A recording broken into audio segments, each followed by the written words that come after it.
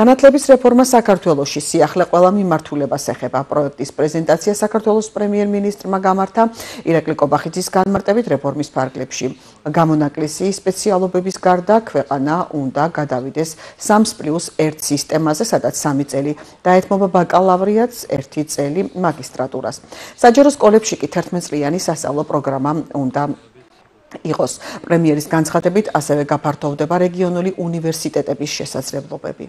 საუნივერსიტეტო რეფორმის კონცეფციის პროექტის წარდგენდა რომ გავაფართოვოთ სხვა რეგიონული უნივერსიტეტების შესაძლებლობებიც, ეს არის მოგეხსენებათ ბათუმი, ზუგდიდი, ახალციხე, გორი და თელავი, სადაც შესაძლებელია რომ კიდევ უფრო მეტად დაიდურცოთ არსებული რეგიონული უნივერსიტეტები და ფიქრობთ რომ აქ განსაკუთრებული აქცენტი უნდა გაკეთდეს ორ მიმართულებაზე, ეს არის აგრარული მიმართულება და ეს არის პედაგოგიკა, მიმართულებით არის განსაკუთრებული რესურსი რეგიონულ უნივერსიტეტებში, ამისათვის იქნება საჭირო ინფრასტრუქტურის განვითარება, ზოგადად ამ უნივერსიტეტების შესაძლებლობების განვითარება და ამასაც იზრუნებს რა თქმა უნდა სახელმწიფო. ჩვენ ჩავატარეთ გარკვეული ანალიზი ამასთან დაკავშირებით და ფიქრობთ რომ გამონაკლისი სპეციალობების გარდა უნდა გადავიდეთ 3+1 სისტემაზე, სადაც 3 წელი დაეთმობა ბაკალავრიატს და 1 წელი დაეთმობა მაგისტრატურას და ორივე მიმართულებით, როგორც ბაკალავრიატს, ასევე მაგისტრატურას უნდა კონდეს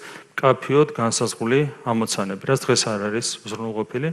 3 წელი არის სავსებით საკმარისი თითქმის ყველა სპეციალობისთვის, რა თქმა უნდა, მედიცინა და მსგავსი სპეციალობები არის გამონაკლისი, სხვა შემთხვევაში, პრაქტიკულად ყველა შემთხვევაში არის შესაძლებელი 3 წელიწადში ბაკალავრიატის დონის განათლების მიღება და 1 წელიწადში მაგისტრატურის დონის განათლების მიღება.